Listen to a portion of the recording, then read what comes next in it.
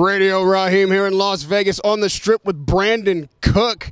You are in a huge moment Saturday night, and how that turns out is entirely up to you and your opponent, obviously, but to get here had to have been a long road, and maybe sometimes didn't seem like you might make it. Talk to me first about the year you've had with fights falling through and not knowing who your next opponent might actually be.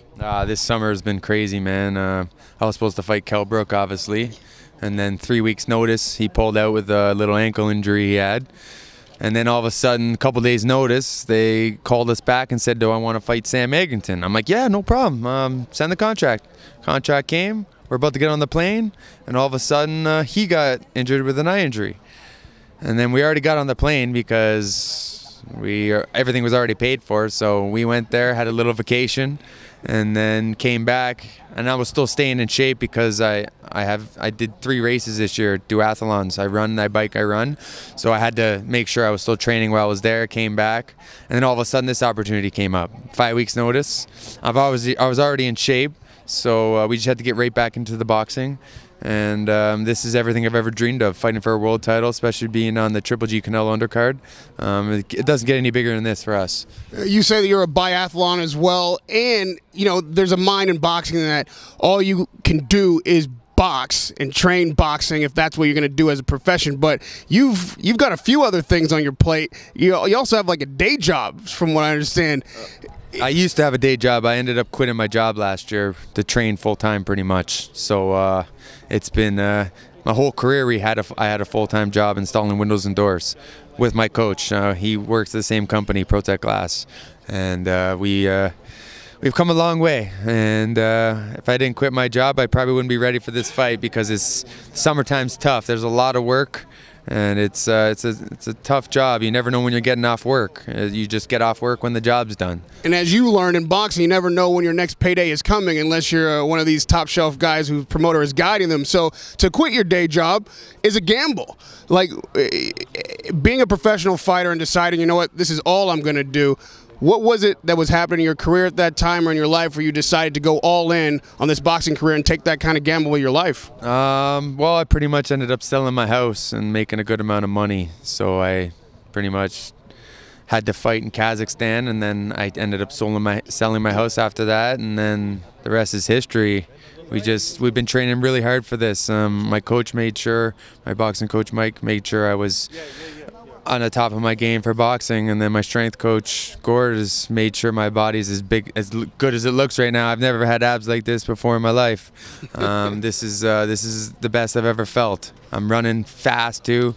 The other day I ran 10 kilometers in 38 minutes. So like I'm quick right now, man. I'm fast. I'm feeling great. This guy's the next big up-and-coming kid, right? So I just got to be smart in there. He's strong. He's huge for 154 pounds. So I just got to be smart, pick my shots properly, and do what I do best and make sure I work that body, because I'll slow him down and drop his hands a little more than they're already dropped all the time anyway. So he's really good with his offense, but his defense isn't the greatest. And if he fights like that, the same way he fought with Liam Smith, he's gonna realize that he made a big mistake by picking me. They're already talking about his next fight in December, so it is what it is to me. You know, what you just mentioned actually brings up quite a bit of irony on the narrative of this fight. The guy that you're fighting, Jaime Mungia, was an opponent, essentially, for a guy who just won a big fight that everybody thought he was an opponent for. So on his whirlwind of success, Mungia is, you know, now becoming a star, and he's a champion. He took the title from a kid who was a star, and everybody thought he was going to remain champion. Now you're in the exact same position. People don't know you now, but you're facing the young guy who everyone thinks is going to be a star. And if you win, you'll be the star. Has any of that kind of narrative sunk in with you, like that moment could actually happen again? And what do you do to be the next guy and maybe the last guy on this ironic train of guys that actually gets to keep his title? Only people that know who I am really is in Canada, right? after Saturday night, I'm telling you right now, everybody's going to know who I am because I'm coming to fight, and I've been waiting for this moment my whole life. Any boxer's dreams to fight for a world title, and that's everything I've ever wanted. And I'm going to go out there and do what I do best. Like I said, I got to be smart. I got to just zone everything out once I get into that ring. When that bell rings, there's only me and him in there. So I'm just going to do what I do best, and I'm going to fight like how I know how to fight. And street fighting is what got me into this. And I've come a long way from day one, and I'm really happy how everything turned out. And to be on this card, to be in Vegas, is a dream come true again. I'm pumped for this, man. I just want to give the fans everything they want, and I want to give them a great fight, and I want to be the world champion. That's what I've always wanted to be.